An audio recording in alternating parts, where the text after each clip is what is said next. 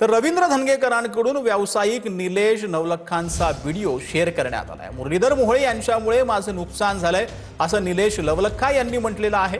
आम्ही रवींद्र धंगेकरांसोबतच असल्याचं निलेश नवलखा यांनी म्हटलंय।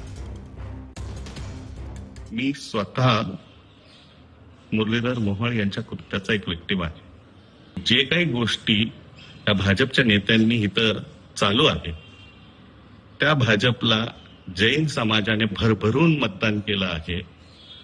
हिमालय जिथे राहतात, सॅलिसबरी पार्क असो किंवा पर्वती असो किंवा पुणे असो, पर्वतीमध्ये 1 लाख जैन लोक राहतात आणि भरभरून मते ह्यांना देतात। मला असं वाटतं की भाजपचे काही नेते कृतज्ञ झालेले आहेत आणि त्यांनी जैन समाजाच्याच पाठीत खंजीर खुपसला आहे आणि ह्याचा धडा त्यांना शिकवावाच लागेल। माझे समर्थन रवी धंगेकरांना आहे आणि मी मुरली मोहोळ असो, हिमालय असो यांचा निषेध करतो।